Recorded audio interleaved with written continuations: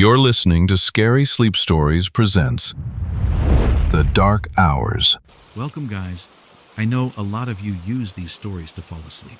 So before you drift off like the video, subscribe if you're new, and comment what time it is right now. Let's see who's still awake and who's not alone tonight. Let's begin. I never thought a cheap motel could be the setting for the most terrifying night of my life. But as I lay here in the dark, listening to the footsteps outside my door, I realize how wrong I was. It all started when my car broke down on the outskirts of a small town I'd never heard of. The sun was setting, and I knew I needed to find a place to stay for the night. That's when I saw the flickering neon sign of the Pinewood Motel, its vacancy light a beacon of hope in the growing darkness. As I pulled into the parking lot, I couldn't shake the feeling that something was off. The place looked run down, with peeling paint and overgrown weeds pushing through cracks in the asphalt. But beggars can't be choosers, and I was desperate for a bed and a hot shower. The bell above the office door jangled as I stepped inside. The smell of stale cigarettes and musty carpets hit me like a wave. Behind the counter stood a man who looked like he'd seen better days. His greasy hair hung in limp strands around a face that seemed permanently set in a scowl. "Need a room?" I said, trying to sound more confident than I felt. The man's eyes roamed over me, lingering a bit too long for comfort. "Just you?" he asked, his voice rough as sandpaper. I nodded, suddenly wishing I wasn't alone. He handed me a key attached to a faded plastic tag. "Room 13, he said, the ghost of a smirk playing on his lips. "Lucky you." As I walked to my room, I couldn't shake the feeling of eyes on my back. I glanced over my shoulder, catching a glimpse of curtains quickly closing in one of the other rooms. My skin prickled with unease. The room was about what I expected, small, musty, with furniture that had seen better decades. But it was a place to sleep, and that's all I needed. I dropped my bag on the bed and headed for the shower, hoping the hot water would wash away the tension knotting my shoulders. The pipes groaned and sputtered before finally producing a weak stream of lukewarm water. As I was rinsing my hair, I could have sworn I heard the door to my room open and close. My heart leapt into my throat. I shut off the water and listened, hardly daring to breathe. Silence. Cautiously, I peeked out of the bathroom. The room was empty, exactly as I'd left it. I must have imagined it, I told myself, but I couldn't quite believe it. I quickly dried off and got dressed, unable to shake the feeling that I wasn't alone. As night fell, the motel came alive with strange sounds. Footsteps paced back and forth in the room above me. Voices murmured in the parking lot, too low to make out words but charged with an intensity that made me uneasy. Occasionally, I'd hear a thump or a muffled cry from somewhere nearby, setting my nerves on edge. I tried to distract myself by watching TV, but the ancient set only picked up 2 channels, both filled with static. I flipped through a dog-eared magazine left in the nightstand drawer, but the articles were outdated and uninteresting. Sleep seemed impossible, but I knew I needed to rest if I was going to deal with my car in the morning. Just as I was about to turn off the light, I heard a knock at my door. I froze, my hand halfway to the lamp switch. Who could it be at this hour? The knock came again, more insistent this time. "Hello?" I called out, my voice sounding small and scared in the quiet room. No answer, just another knock. Heart pounding. I approached the door. Through the peephole, I could see a woman standing outside. She looked ordinary enough, middle-aged, with graying hair pulled back in a messy bun. But there was something in her eyes, a wild, desperate look that made me hesitate. "Please," she said, her voice muffled through the door. "I need help. Let me in." Every instinct screamed at me to keep the door closed. But what if she really was in trouble? I undid the chain and opened the door a crack.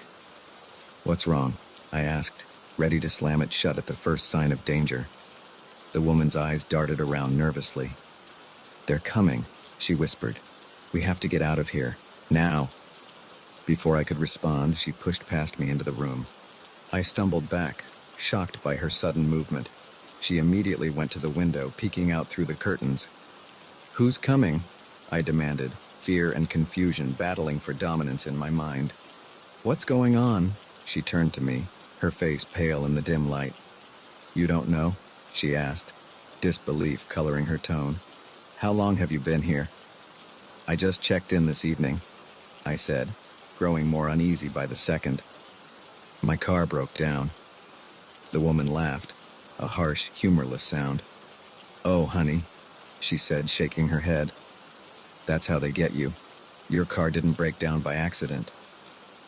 A chill ran down my spine. "What do you mean?" She opened her mouth to answer, but froze as the sound of footsteps echoed outside.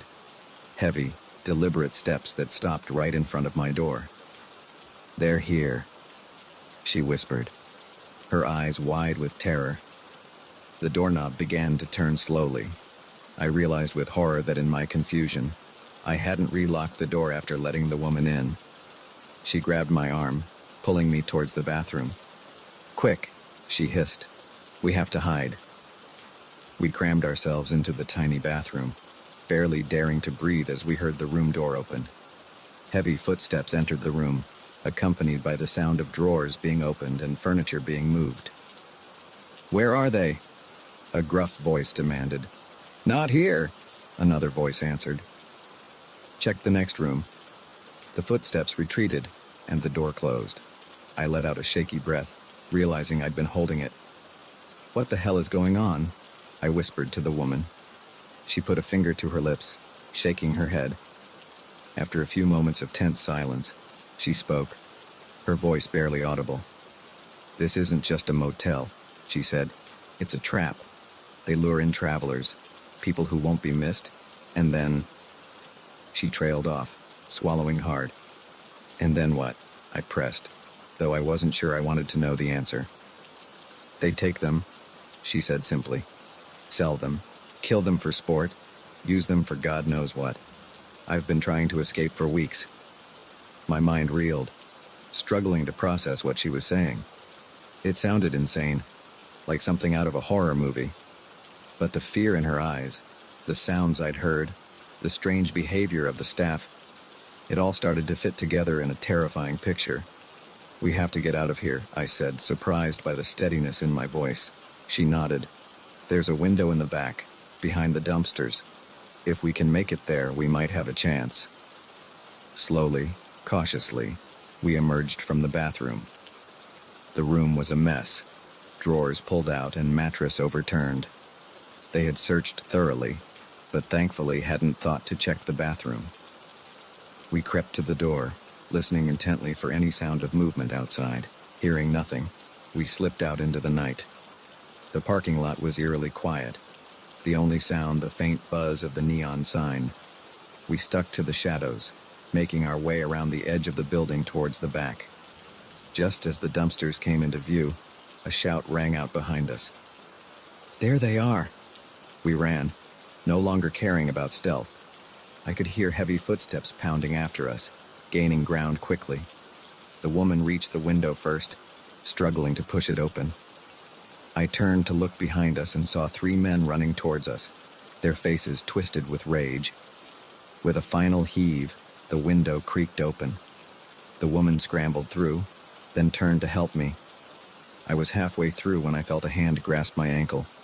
I kicked wildly, connecting with something solid. The grip loosened, and I tumbled through the window onto the ground outside. We ran into the woods behind the motel, branches whipping at our faces as we crashed through the underbrush. I could hear our pursuers crashing through the trees behind us, but their voices grew fainter as we put distance between us. After what felt like hours, we finally stopped, gasping for breath. In the faint pre-dawn light, I could see a road ahead. We had made it. As we walked towards the road, hoping to flag down a passing car, the woman turned to me. "I'm Sarah," she said, offering a tired smile. "Alice," I replied, still trying to process everything that had happened. "Thank you, Alice," Sarah said softly. "I couldn't have made it out alone." I nodded, words failing me. As the sun began to rise, painting the sky in soft pinks and golds, I realized how close I had come to never seeing another dawn. The Pinewood Motel faded into the distance behind us, but I knew its horrors would haunt my dreams for years to come. The neon sign of Joe's Pizza flickered in the rearview mirror as I pulled away, the aroma of pepperoni and cheese filling my car. Little did I know that this routine delivery would lead me into a nightmare I never could have imagined. Sometimes, the most terrifying journeys begin with the most innocent of destinations. It was a slow Tuesday night, and I was grateful for the ping of the delivery app. Any extra cash was welcome, especially with rent coming due. The address was unfamiliar, somewhere on the outskirts of town where the streetlights grew sparse and the houses were few and far between. I hummed along to the radio, my headlights cutting through the darkness as I navigated the winding country roads. The GPS directed me to turn onto a narrow gravel driveway, barely visible among the overgrown bushes. As I drove deeper into the property, the trees seemed to close in around me, their branches reaching out like gnarled fingers. Finally, I spotted a house, if you could call it that. It was more like a dilapidated shack, its windows dark and its paint peeling. A single bulb flickered weakly above the front door, casting eerie shadows across the porch. I grabbed the pizza box and approached the house, gravel crunching under my feet. The silence was oppressive, broken only by the chirping of crickets and the distant hoot of an owl. I took a deep breath, trying to shake off the growing sense of unease, and knocked on the door. For a long moment, there was no response. I was about to knock again when I heard movement inside. Slow, shuffling footsteps approached the door. It creaked open, revealing a man who looked like he'd stepped out of a horror movie. He was tall and gaunt, with wild, unkempt hair and a scraggly beard. His eyes, sunken deep in their sockets, fixed on me with an intensity that made my skin crawl. Pizza delivery, I stammered, holding out the box. The man's face split into a grin, revealing yellow, crooked teeth. Yes, he said, his voice raspy. Come in, I'll get your money. Every instinct screamed at me to turn and run, but I reminded myself that I was just being paranoid. It was just an odd old man in a creepy house, nothing to be afraid of. I stepped inside and immediately regretted it. The smell hit me first, a musty, sour odor that made my nose wrinkle. The interior was dimly lit and cluttered, with stacks of newspapers and old furniture creating a maze-like path through the room. Just wait here, the man said, disappearing into another room. I stood awkwardly in the entryway, shifting my weight from foot to foot. My eyes darted around, taking in the strange decor. Faded photographs covered one wall, their subjects and eyes seeming to follow me, too. On a nearby table, I spotted something that made my blood run cold. A collection of newspaper clippings, all about missing persons in the area.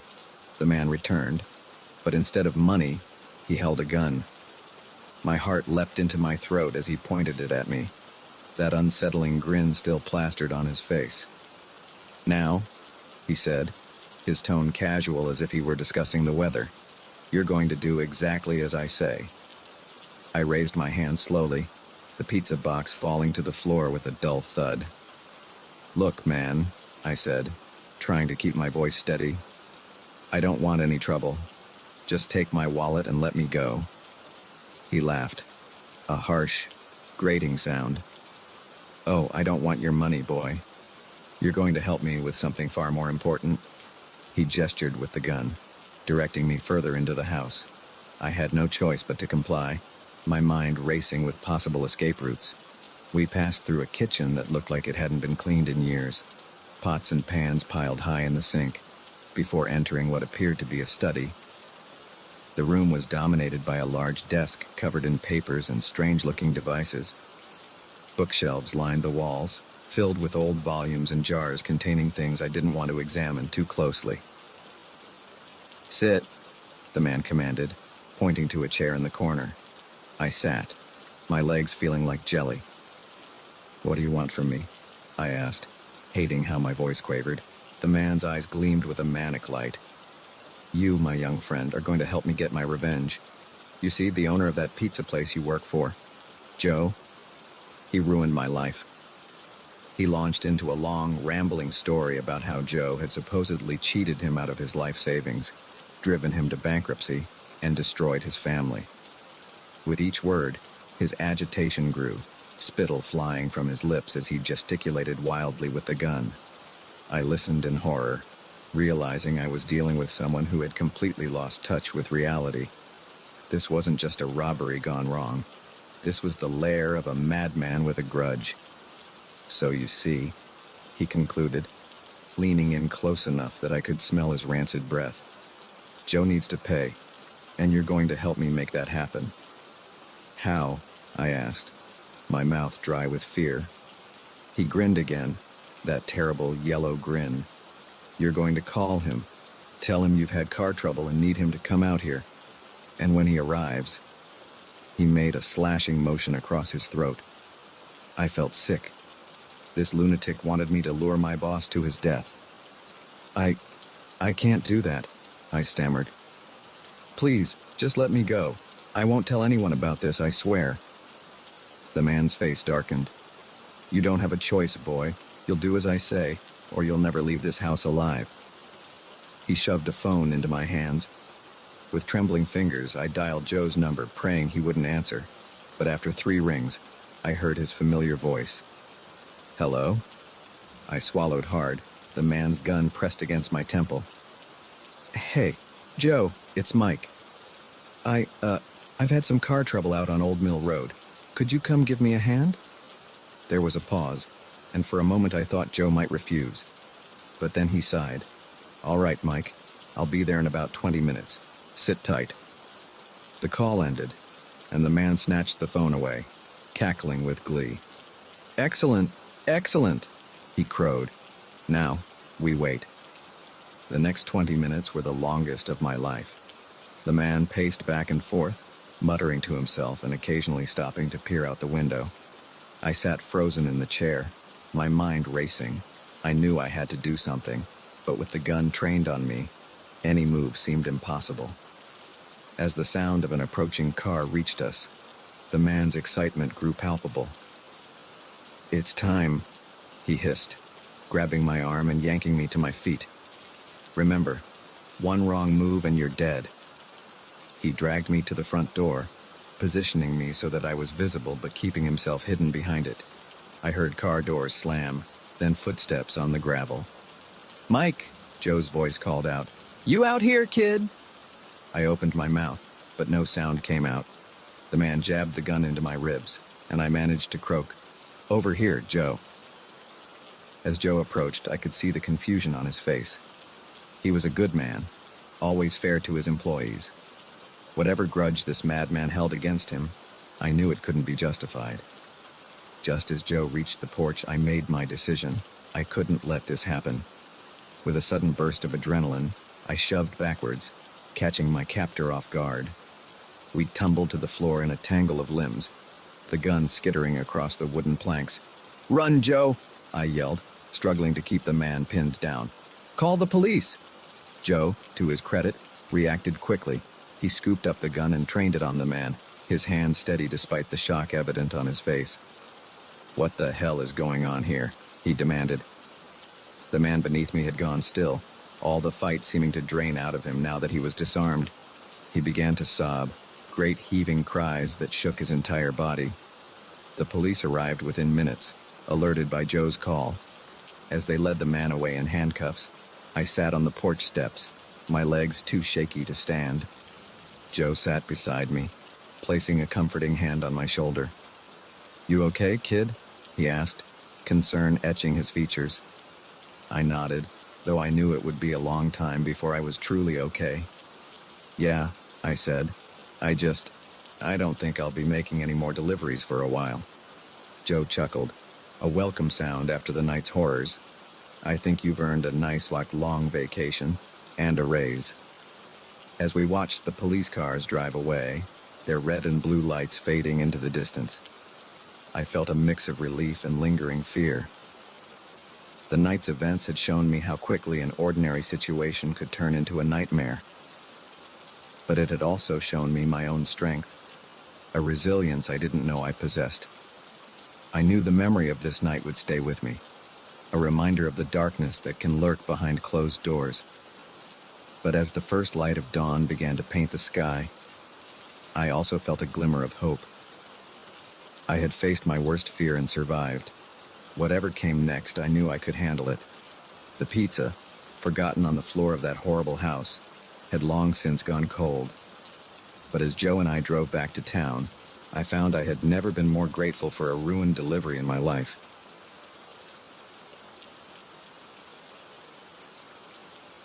The snap of a twig under my boot echoed through the forest like a gunshot. I froze, my heart pounding in my chest. That's when I saw them, shadowy figures moving between the trees, and I knew in that instant my leisurely hike had just become a fight for survival. It was supposed to be a simple weekend getaway. I'd been feeling stressed at work, and my therapist suggested I try spending some time in nature. Reconnect with the earth, she'd said, her voice soothing and reassuring. It'll do wonders for your anxiety. So here I was, 3 hours into a hike in the Cascade Mountains, my backpack full of trail mix and bottled water, and not another soul in sight. Or so I thought. The day had started beautifully. The sun filtered through the canopy of evergreens, dappling the forest floor with warm light. The air was crisp and clean, filled with the scent of pine and damp earth. I felt my worries melting away with each step, the rhythm of my boots on the trail becoming a meditation of sorts. I'd veered off the main path about an hour ago, drawn by the sound of rushing water. I found a pristine stream, its clear water bubbling over smooth rocks. I stopped to refill my water bottle, marveling at how clean and fresh it tasted compared to the tap water back home. That's when I heard it, voices carried on the wind, too faint to make out words, but clearly human. I felt a twinge of disappointment. I'd been enjoying the solitude, but I reminded myself that other hikers had just as much right to be here as I did. I shouldered my pack and started walking again, figuring I'd either catch up to the group ahead or they'd move on and I'd have the trail to myself again. But as I rounded a bend, I saw something that made me stop dead in my tracks. In a small clearing just off the trail, I saw a group of men. They weren't hikers. They wore dark clothes, and even from this distance, I could see they were armed. Surrounding them were crates, dozens of them. One was open, and I could see packages wrapped in brown paper inside. My brain struggled to process what I was seeing. This deep in the woods, this far from any road. It had to be something illegal. Drugs, maybe, or weapons. My pulse quickened as I realized I was witnessing something I definitely wasn't supposed to see.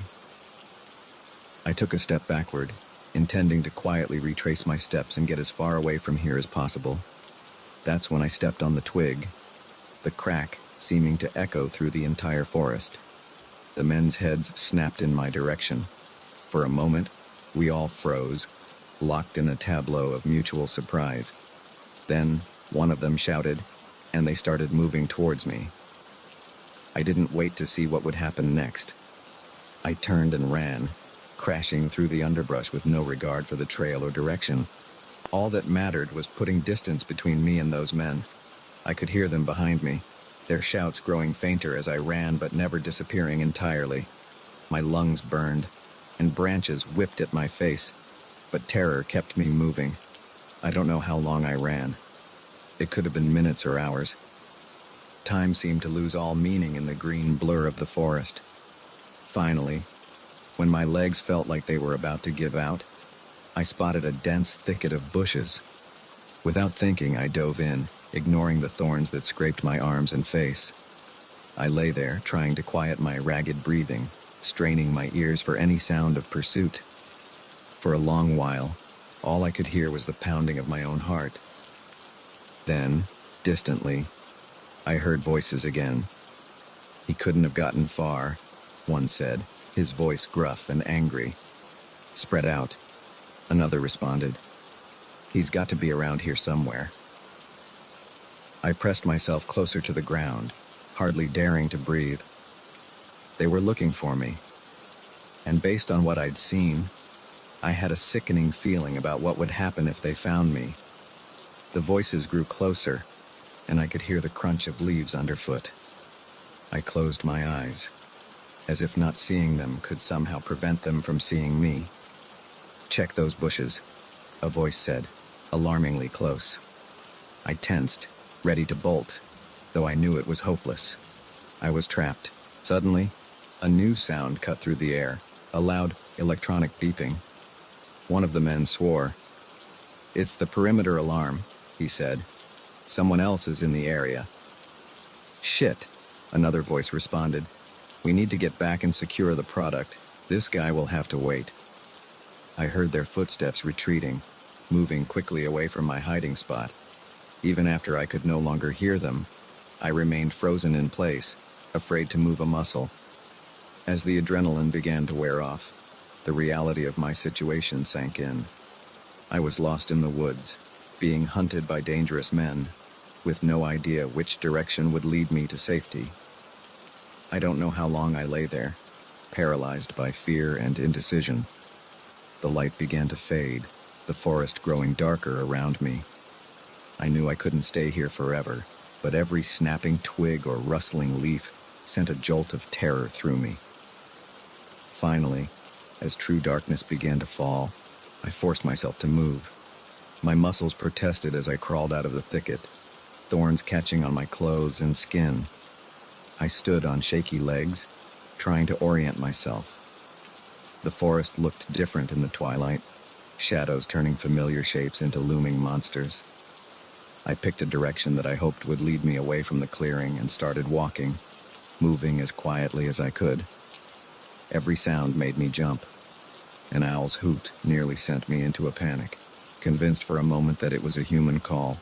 The crack of a branch in the distance had me diving for cover, only to realize it was probably just a deer or some other animal. I walked for what felt like hours, the darkness growing more complete.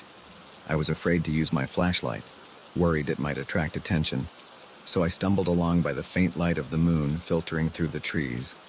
Just when I was beginning to lose hope, convinced I was walking in circles, I saw something that made my heart leap. Lights in the distance. Not the harsh glare of flashlights, but the warm glow of windows, civilization. I quickened my pace, hope giving me a second wind.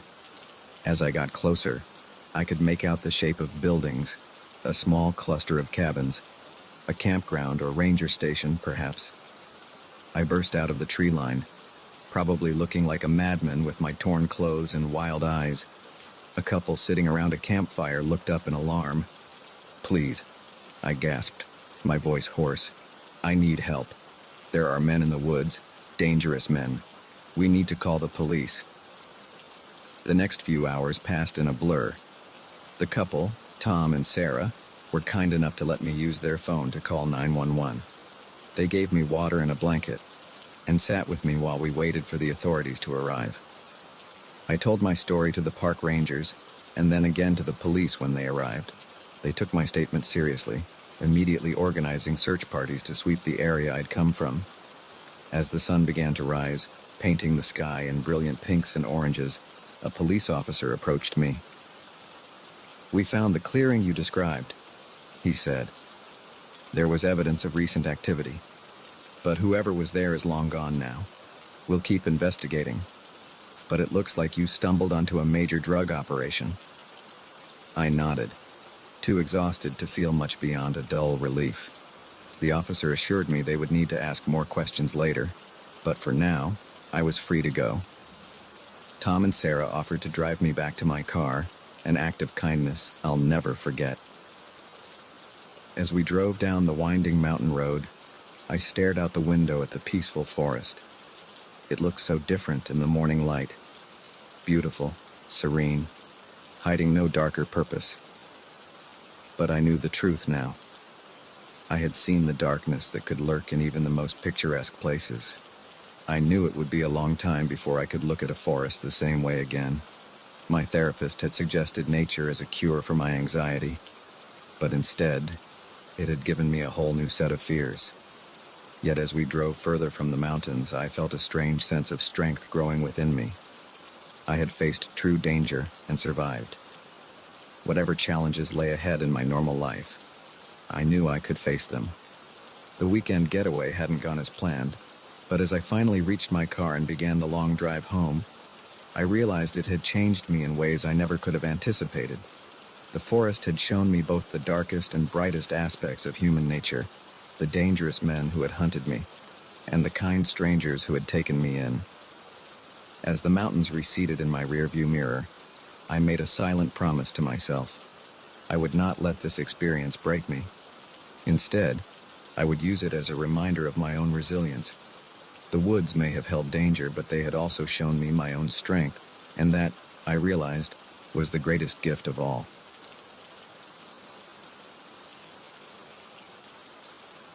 The crackling of our campfire was suddenly drowned out by a sound that made my blood run cold, the unmistakable click of a rifle being cocked. As I turned, I saw them emerge from the shadows, their eyes glinting with malice. In that moment, I realized our family camping trip had just become a fight for survival. It was supposed to be a perfect getaway. My wife, Sarah, and I had been planning this trip for months. Our kids, Ethan and Lily, were finally old enough to appreciate the great outdoors, and we were excited to share our love of nature with them.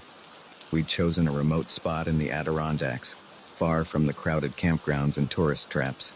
"It'll be an adventure," I told the kids, not realizing how prophetic those words would become. The first 2 days were everything we'd hoped for. We hiked through lush forests, marveled at crystal-clear streams, and spent our evenings roasting marshmallows around the campfire. Ethan, at 12, was full of questions about the plants and animals we encountered. 9-year-old Lily delighted in collecting pretty rocks and leaves. Sarah and I exchanged contented smiles, feeling like we'd made the right choice in unplugging from the world for a while. On the third day, we decided to venture further into the wilderness. I'd spotted a beautiful valley on our map, about a day's hike from our campsite. We packed enough supplies for an overnight stay, planning to camp in the valley before heading back the next day. The hike was challenging but rewarding. The kids complained a bit about the distance, but their grumbles turned to exclamations of wonder when we reached our destination. The valley was a picturesque paradise, with a small lake surrounded by towering pines and rocky outcroppings. We set up camp near the lake, and I took Ethan fishing while Sarah and Lily looked for wildflowers. As the sun began to set, we gathered around our campfire, tired but happy. That's when everything changed. The first sign that something was wrong was a rustling in the bushes, too heavy to be a small animal. I saw Sarah tense up, her eyes scanning the tree line. Before I could say anything, they appeared. 3 men stepped into the firelight, and I felt my heart skip a beat. They weren't fellow hikers or park rangers. These men looked rough, with unkempt beards and tattered clothes. But it was their eyes that truly frightened me, cold and hard, filled with a hostility that made my skin crawl. Well, well, the tallest one drawled, his lips curling into a sneer. "Looks like we've got some city folk trespassing on our territory." I stood up slowly, trying to position myself between the men and my family. "We didn't realize this area was off limits," I said, fighting to keep my voice steady. "We'll pack up and leave first thing in the morning." The man laughed, a harsh sound that echoed across the valley. "Oh, I don't think so. See, you've wandered into our neck of the woods, and we don't take kindly to outsiders." That's when I heard the click of the rifle and saw the glint of the barrel in the firelight. My mind raced, trying to figure a way out of this nightmare. Sarah had pulled the kids close to her, her face pale with fear. "Look," I said, holding my hands up in a placating gesture. "We don't want any trouble. We have some money, camping gear. It's all yours. Just let us go." The man with the rifle stepped forward, his eyes narrowing. "It ain't about the money," he growled. "This is our land, has been for generations, and we've got ways of dealing with trespassers." A chill ran down my spine at his words. I realized with growing horror that these men had no intention of letting us leave. They were toying with us, like cats playing with mice before the kill. In that moment, some primal instinct took over. "Run!" I shouted, grabbing the nearest thing I could use as a weapon, a burning log from the fire. I hurled it at the men, the sparks flying as it hit the one with the rifle. Chaos erupted. Sarah scooped up Lily and bolted for the trees, Ethan right behind her. I heard the crack of the rifle, the bullet whizzing past my ear as I dove to the side. Adrenaline surged through me as I scrambled to my feet and ran after my family. We plunged into the dark forest, branches whipping at our faces as we fled. I could hear the men crashing through the underbrush behind us, their angry shouts echoing through the trees. My lungs burned and my legs ached, but terror drove me forward. "This way," I gasped, veering off to the right. I had a vague idea of the terrain from our hike earlier, and I was desperately trying to lead us towards rougher ground where we might lose our pursuers. We stumbled through a shallow stream, the cold water shocking my system. Lily was crying softly, her face buried in Sarah's shoulder. Ethan's breath came in ragged gasps, but he kept pace, his face set with determination. The sound of pursuit seemed to fade slightly, and I dared to hope we might be gaining some distance. But then I heard a yelp behind me, and turned to see Ethan sprawled on the ground, clutching his ankle. "I tripped," he whimpered, trying to stand but collapsing again with a grimace of pain. My heart sank. We couldn't leave him, but staying put wasn't an option. I could hear the men getting closer again, their voices carrying through the night air. "I'll carry him," I said to Sarah. "You take Lily and keep going. There's a ravine about a half-mile ahead. Hide there and wait for us." Sarah's eyes widened with fear. "John, no, we can't split up." "We don't have a choice," I insisted, already lifting Ethan onto my back. "Go, we'll be right behind you." With one last anguished look, Sarah turned and ran, Lily clinging to her like a lifeline.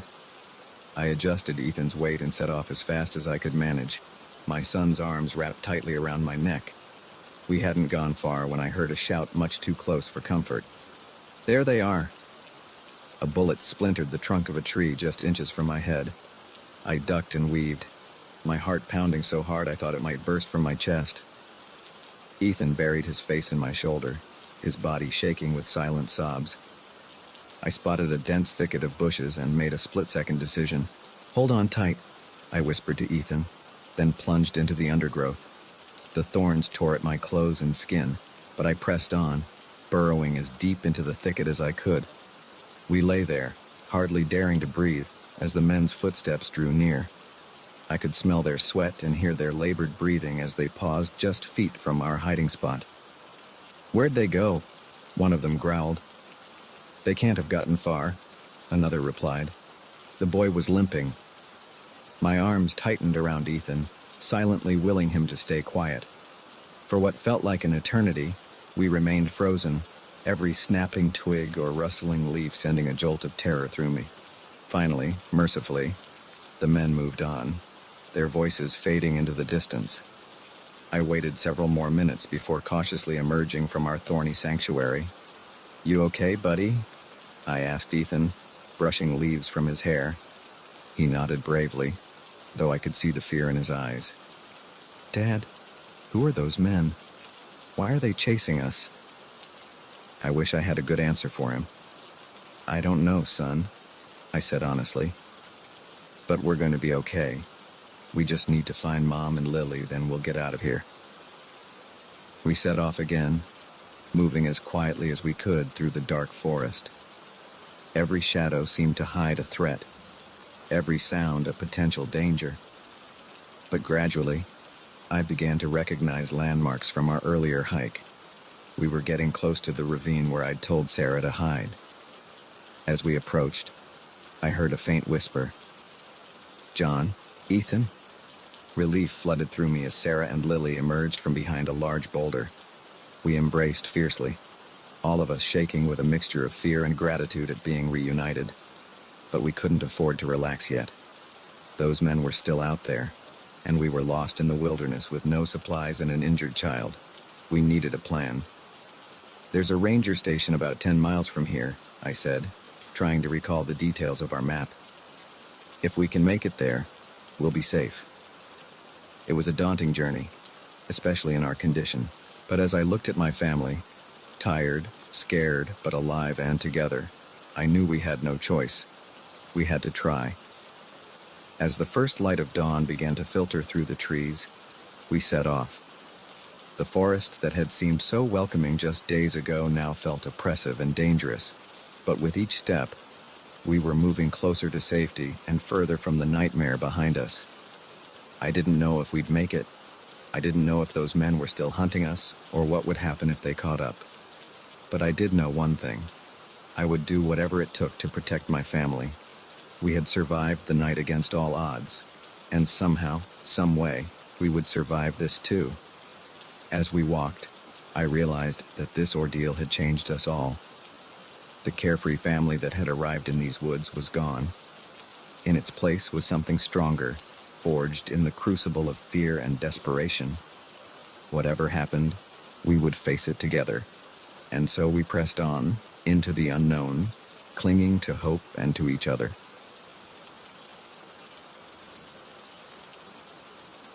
The moment I saw his thumb jutting out from the shadows, I knew I should have kept driving.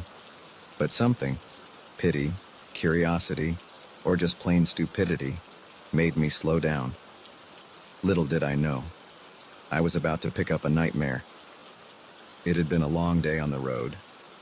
I was on my way back from a business trip, the monotony of the highway broken only by the occasional flicker of headlights from oncoming traffic.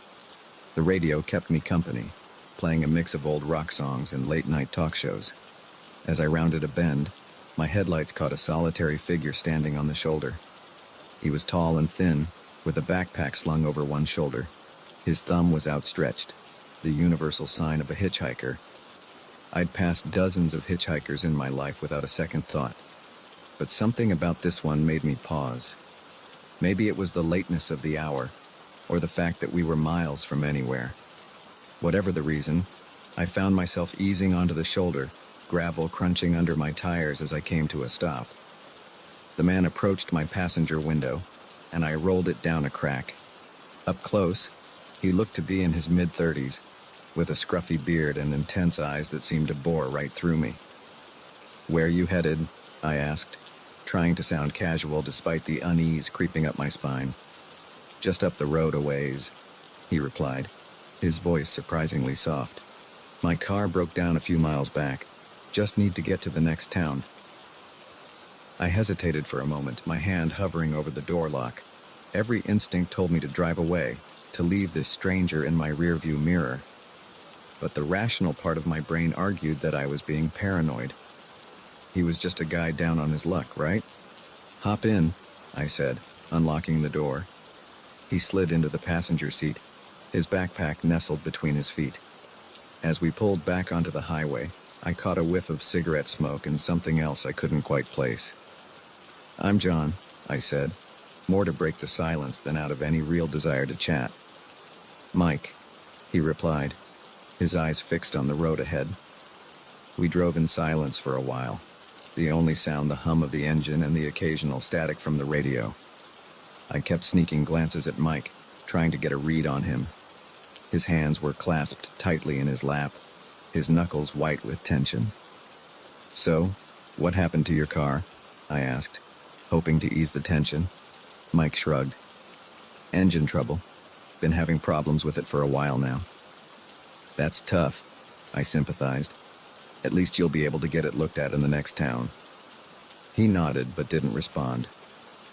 The silence stretched on, growing more uncomfortable by the minute. As we passed a sign indicating the next town was still 30 miles away, Mike suddenly spoke up. "Mind if we take a little detour?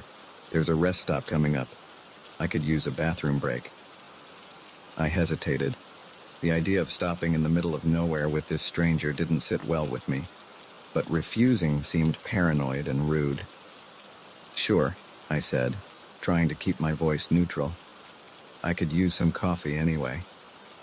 We pulled into the rest stop a few minutes later. It was deserted, the vending machines and restrooms islands of light in the darkness. As Mike got out of the car, I noticed him grab his backpack. Something about the way he clutched it made my skin prickle. "I'll just be a minute," he said, heading towards the restrooms. I watched him go, then got out to stretch my legs. The night air was cool, a welcome change from the stuffiness of the car. I walked over to the vending machines, fishing some change out of my pocket for a coffee. As I waited for my drink, I couldn't shake the feeling that something was off. Mike had been gone for a while now, too long for a simple bathroom break. I glanced towards the restrooms, half expecting to see him emerging, but there was no sign of him. Curiosity and unease warred within me.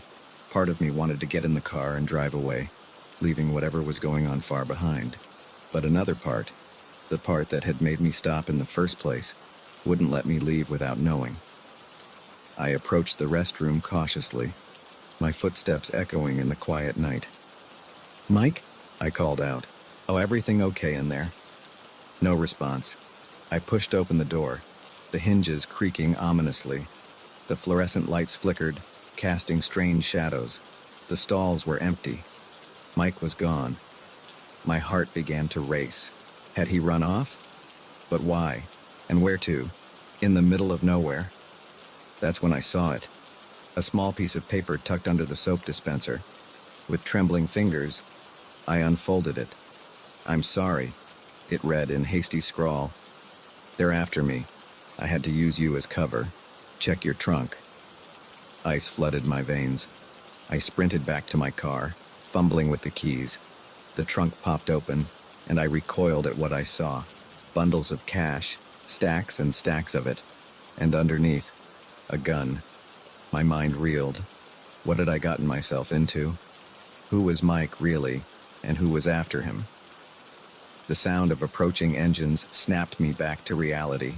Headlights appeared on the horizon, growing rapidly closer. Without thinking, I slammed the trunk shut and jumped into the driver's seat. My tires squealed as I peeled out of the rest stop, my heart pounding in my ears. In my rearview mirror, I saw two black SUVs pull into the rest stop. They paused only momentarily before resuming their pursuit. I pressed the accelerator to the floor, the engine roaring as I pushed it to its limits. The speedometer crept past 90, then 100, but the SUVs kept pace. My knuckles were white on the steering wheel as I weaved through traffic, narrowly avoiding collisions. Questions raced through my mind. Was Mike some kind of criminal? A thief? Or was he running from something more sinister? And what would happen to me if these people caught up? I took an exit ramp at the last second, hoping to lose my pursuers, but they were relentless, matching my every move. I found myself on a winding back road, trees looming on either side. The SUVs were gaining, their headlights filling my mirrors. Suddenly, a figure appeared in the road ahead. I slammed on the brakes, the car fishtailing as I fought for control. As I skidded to a stop, I realized with a jolt that it was Mike. He ran to the car, yanking open the passenger door. "Drive," he yelled, jumping in. I hesitated for a split second, but the sound of screeching tires behind us made the decision for me. I floored it, the tires spinning on the asphalt before finding purchase. "What the hell is going on?" I demanded, my voice shaking with fear and adrenaline. Mike was rummaging in his backpack. He pulled out another gun, checking it with practiced ease. "I'm CIA," he said, his eyes scanning the road behind us. "Deep cover. Those guys back there, they're not the good guys." My mind struggled to process this information. "The money in my trunk?" "Evidence," he replied grimly. "Enough to bring down a major criminal organization, but they found out I was onto them. Been running ever since." The SUVs were closing in again. I heard the crack of gunfire, and my rear window exploded in a shower of glass. Mike leaned out the window, returning fire. "There's a safe house about 10 miles from here," Mike shouted over the noise. "If we can make it there, we'll be okay." I nodded, too focused on driving to form words. We careened around corners, the car's suspension groaning in protest. The gunfire was constant now, bullets pinging off the metal around us. As we rounded a bend, I saw Salvation, a bridge spanning a deep ravine. On the other side, barely visible in the darkness, was a cluster of buildings. The safe house. "Almost there," Mike yelled. "Don't stop for anything." We were halfway across the bridge when I heard a massive explosion behind us. In the rearview mirror, I saw one of the SUVs flip, engulfed in flames. The other swerved to avoid it, crashing into the guardrail. We made it across, skidding to a stop in front of a nondescript building. Mike was out of the car in an instant, shouting something I couldn't make out. Armed men emerged from the building, quickly surrounding us. As the adrenaline began to fade, the reality of what had just happened hit me like a truck. I sat there, hands still gripping the steering wheel, as Mike talked urgently with the other agents. Eventually, he came back to the car. "You okay?" he asked, his voice gentler than I'd heard it all night. I nodded numbly. "What happens now?" "Now, you're a hero," he said with a small smile. "You helped bring down a major criminal operation, but for your safety, we'll need to keep you here for a while, just until we tie up all the loose ends." As I followed Mike into the building, my mind was still reeling. In the span of a few hours, my life had been turned upside down. I'd gone from a simple businessman to an unwitting accomplice in an international sting operation. But as the door closed behind us, sealing us off from the chaos outside, I felt an odd sense of calm. I'd faced death and come out the other side. Whatever came next, I knew I could handle it. After all, I'd already survived the ride of my life.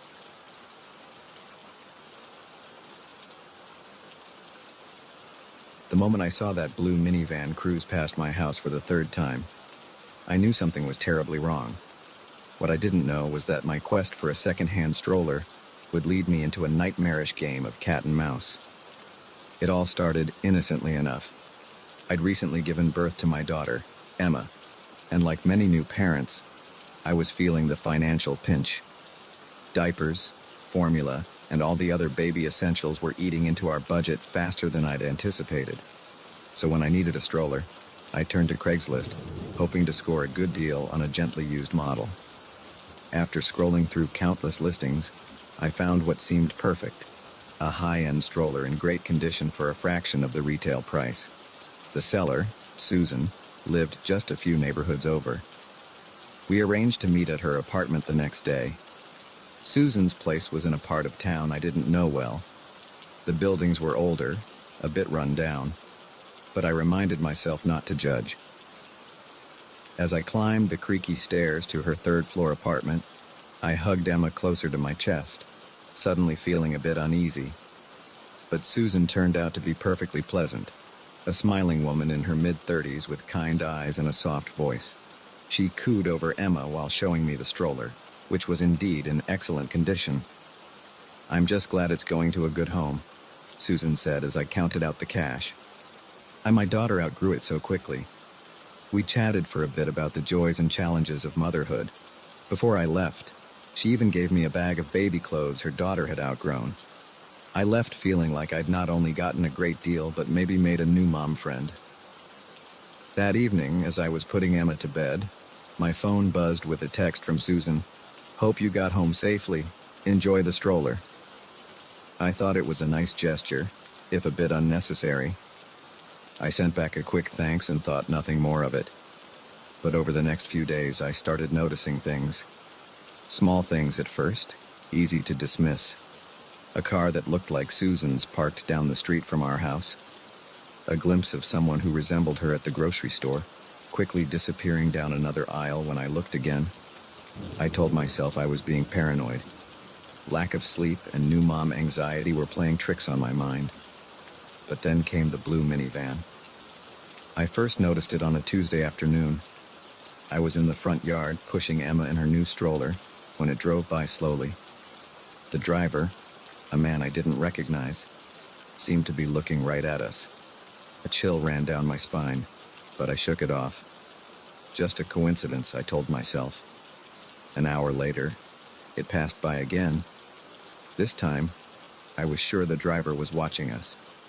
When it came around a third time, my heart began to race. I hurried inside, locking the door behind me. That night, I confided in my husband, Mark. "I think someone's watching us. I said, feeling slightly ridiculous even as the words left my mouth. Mark listened patiently, but I could see the skepticism in his eyes. "Honey, you're exhausted," he said gently. "Your mind is probably just playing tricks on you. Why would anyone be watching us?" I wanted to believe him, but the next day, as I was coming back from a walk with Emma, I saw Susan. She was across the street, partially hidden behind a tree, watching my house. When she saw me notice her, she quickly walked away. Now I was sure something was wrong. I called the non-emergency police line, but they weren't much help. Without any concrete evidence of a threat, there wasn't much they could do. They advised me to keep a record of any suspicious activities and call 911 if I ever felt in immediate danger. Over the next week, the sightings continued. The blue minivan, glimpses of Susan. Once, I even got a text from an unknown number. "Your baby is beautiful. Her eyes are so bright." I was a nervous wreck. I stopped going out unless absolutely necessary. I triple-checked the locks on our doors and windows every night. Mark was becoming worried, suggesting that maybe I should talk to someone about postpartum anxiety. But I knew this was real. I could feel eyes on me constantly, watching, waiting. But for what? The answer came on a rainy Thursday night. Mark was working late, and I was home alone with Emma. As I was washing dishes, I heard a noise from the baby monitor, a creak that didn't sound like Emma stirring in her crib. My heart in my throat. I crept upstairs. As I approached the nursery, I heard whispers. I peered around the doorframe and saw a sight that turned my blood to ice. Susan was there, leaning over Emma's crib, reaching for my baby. Without thinking, I burst into the room. "Get away from her!" I screamed. Susan whirled around, her eyes wide with shock. For a moment, we just stared at each other, the only sound Emma's confused whimpers. "I'm sorry," Susan said, her voice trembling. "I'm so sorry. I had to see her, to hold her." "What are you talking about?" I demanded, moving to stand between her and the crib. "Why are you in my house? Why have you been following me?" Tears welled up in Susan's eyes. "My baby," she whispered. "I lost my baby. She looks so much like your Emma. I couldn't let go." The pieces started to fall into place. The stroller that was barely used, the baby clothes, Susan's obsession with my daughter. A wave of pity washed over me, quickly replaced by fear and anger. "You need to leave," I said, my voice shaking. "Now, before I call the police." Susan nodded, tears streaming down her face. As she turned to go, she looked back at Emma one last time. The longing in her eyes was painful to see, but I stood my ground. After she left, I called the police. They came and took my statement, promising to look into Susan and advise her to stay away. They also suggested I get a restraining order, just to be safe. In the days that followed, I learned more about Susan's story. She had indeed lost a baby, just a few months earlier. The grief had apparently driven her to fixate on Emma as a replacement. The man in the blue minivan turned out to be her brother, who had been trying to keep an eye on her, worried about her mental state. It took a long time for me to feel safe again. We installed a security system, and I went to therapy to deal with the anxiety the ordeal had caused. Gradually, life returned to something resembling normal, but I never forgot the lesson I learned, that sometimes the greatest dangers can come from the most unexpected places, that a simple act of kindness, selling a used stroller to a fellow mom, could open the door to a nightmare. Now, years later, I still think about Susan sometimes. I hope she got the help she needed. And while I'm more cautious now, I try not to let fear rule my life. After all, Emma is growing up fast, and I don't want to miss a moment of it worrying about what might be lurking in the shadows. As I watch Emma play in our backyard, her laughter ringing out in the summer air, I'm reminded of how precious and fragile life can be. And I'm grateful, not just for her safety, but for the strength I found within myself during those terrifying days. It's a strength I carry with me always, ready for whatever challenges life might bring next.